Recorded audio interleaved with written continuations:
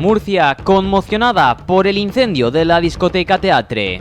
Público. El incendio de Murcia, el más mortífero en una discoteca desde el de Flying de Zaragoza. 13 muertos por lo que parece una negligencia administrativa. Laverdad.es. La inspección no llevó a cabo la orden del concejal de precintar la discoteca. Eldiario.es. Un inspector municipal incumplió en octubre del 22 la orden de precintar las discotecas incendiadas. El Confidencial. El Ayuntamiento de Murcia aparta a los funcionarios que llevaron el expediente de las discotecas que se incendiaron. ¿Qué ocurrió? ¿Por qué no se precintaron? ¿Es una negligencia o un trato de favor? ¿Qué está fallando para que no se detecte una situación como esta? Se lo preguntamos a nuestros invitados de hoy.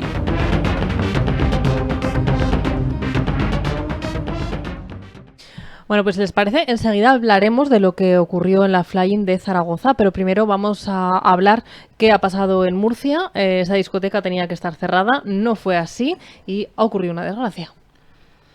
Sí, los datos en principio han sido contradictorios, pero parece claro que había una orden de cierre y por lo tanto, si había una orden de clausura, pues debería de estar precintado. Debería haber habido una instrucción para que la policía local precintara el local y no se realizaran actividades. Lo extraño es que al parecer a lo largo de los últimos 3 años o 2 años y medio que está ya con orden de clausura, se han realizado inspecciones de otro tipo, porque estas actividades están sujetas a actividades, o sea, a inspecciones permanentes, porque llueve sobre mojado y ha habido ya casos como el Madrid Arena, lo que pasó aquí y en otros sitios, y por lo tanto están sujetas a inspecciones periódicas.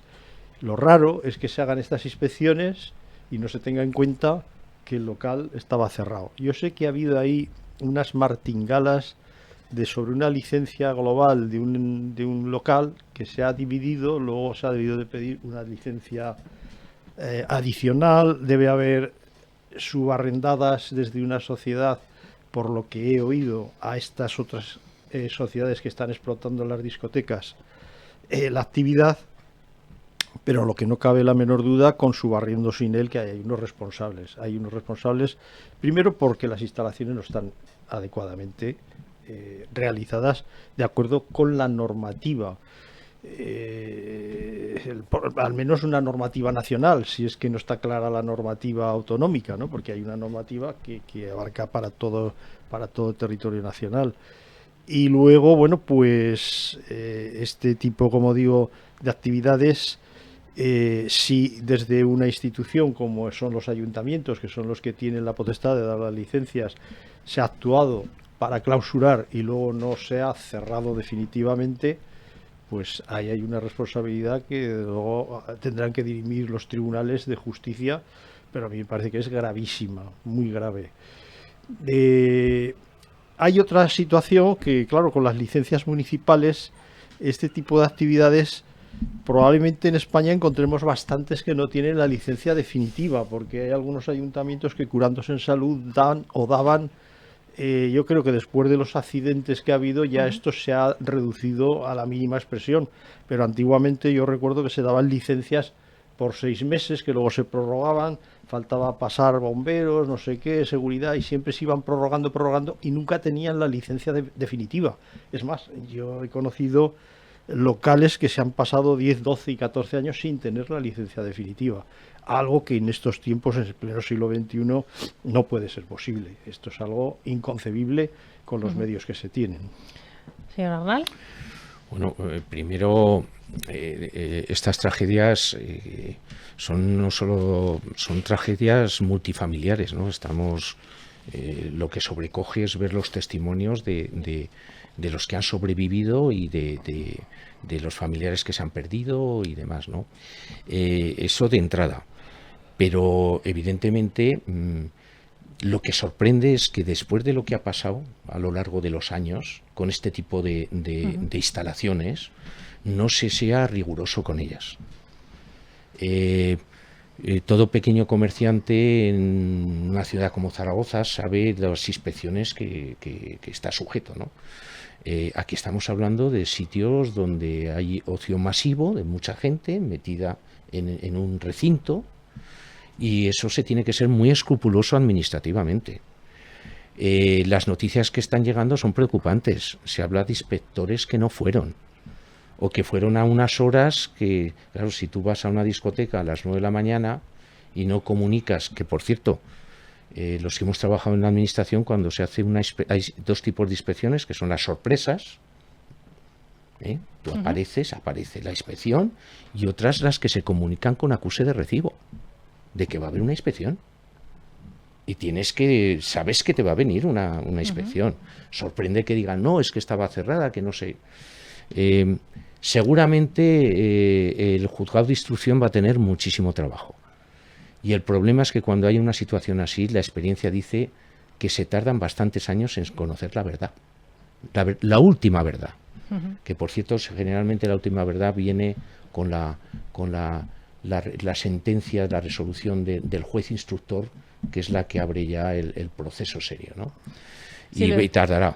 Si les parece, vamos a irnos al suceso de la Fly-In de Zaragoza, que seguro que ustedes lo recuerdan, hace muchos años de ello, pero cambió, hubo un antes y un después en la normativa de Zaragoza en torno a bares, a hostelería, a discotecas, y de hecho ahora en Zaragoza está muy regulado a raíz de aquel accidente.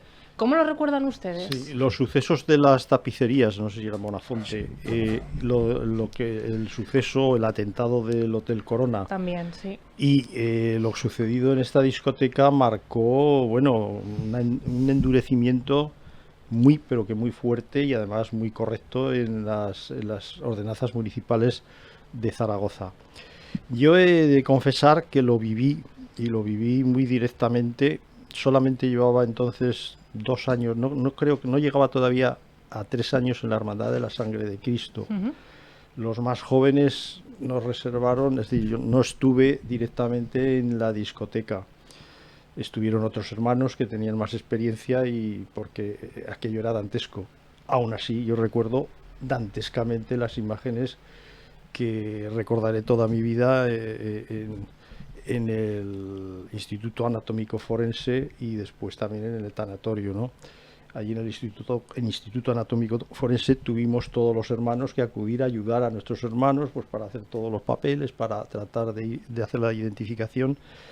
Y por dar un detalle, es decir, el horror de las familias que estaban esperando, porque hasta las 12 de la noche no se pudo identificar, no se sabía si había personas que habían fallecido o no, porque algunas personas eran totalmente irreconocibles. El dolor era tremendo, ¿no?, de todas las familias. Toda la ropa y el olor que se nos quedó incrustado, a mí me duró más de un mes, o sea, porque es algo que te marca, ¿no?, que te deja totalmente, bueno, es conmocionado. Y lo recuerdo por eso, porque lo tuve que ver en primera línea de actuación. Los primeros hermanos, los más antiguos, son los que tuvieron que hacer la extracción de manera muchísimo más dura todavía en la propia sala.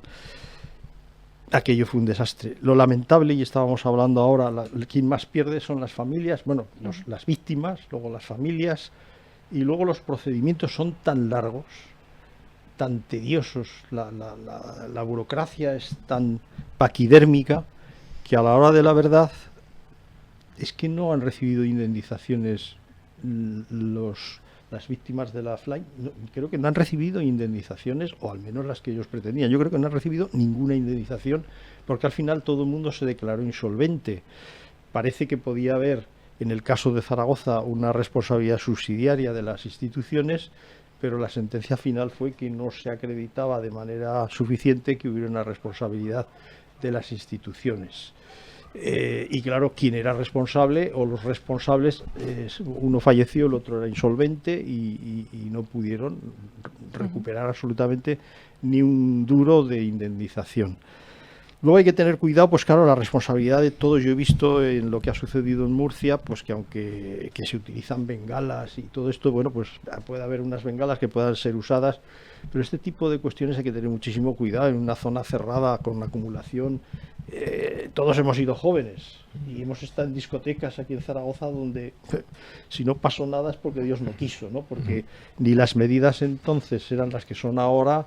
Y bueno, siempre corría el riesgo de las salidas de emergencia en algunos locales que no tenían esas salidas de emergencia y eran verdaderas ratoneras, pero bueno, ahora ya las autorizaciones que se dan son mucho más restrictivas y se cumplen o hay que cumplirlas, y si no se cumplen pues hay que cerrar, no queda otro remedio. Esto que ha pasado en Murcia va a traer consecuencias, y por supuesto que aquí hemos recordado en Zaragoza con mucho dolor lo que sucedió. Pues hubo 43 fallecidos, la mayor, bueno, en una discoteca de las más importantes después de lo de Madrid Arena, la más importante que ha habido en España, ¿no? Y aquello marcó mucho para que las licencias posteriores pues se dieran de otra manera, no se dieran a lo loco, y se denegaron muchas y se cerraron otras que estaban abiertas que no podían ejercer su actividad. Bueno, primero hay que recordar que, bueno, yo fui usuario de esa discoteca cuando esa discoteca llevaba muchos años funcionando, se llamaba Charleston años 20 y tenía una decoración de los años 20, luego ya cambió a Flying. Eso significa que hubo una remodelación de la discoteca y ya estaba en vigor la ordenanza de incendios de Zaragoza, que era durísima. En su época fue de las primeras y de las más duras que había en la ciudad de Zaragoza. Efectivamente parece ser que no se pudo demostrar en el juicio que había habido ni negligencia criminal por parte de los gestores ni por parte de los funcionarios que realizaron las inspecciones. No se pudo acreditar, esto es así.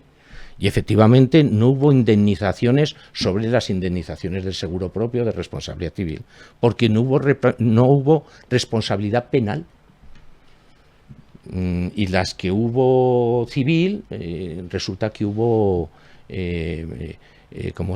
insolvencia. Sí. Hubo insolvencia, ¿no?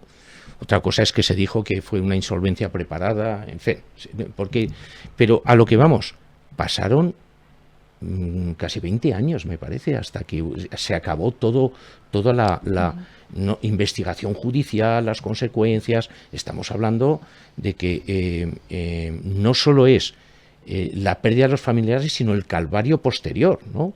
Es un calvario. Desgraciadamente en España es muy lento, ¿no?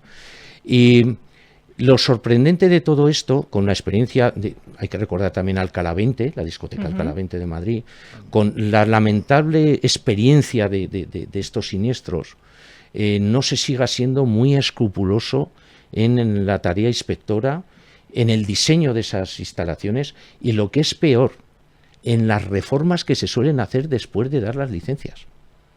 Porque hemos visto que se hacen reformas, como la discoteca de Murcia, donde no se tiene ya control.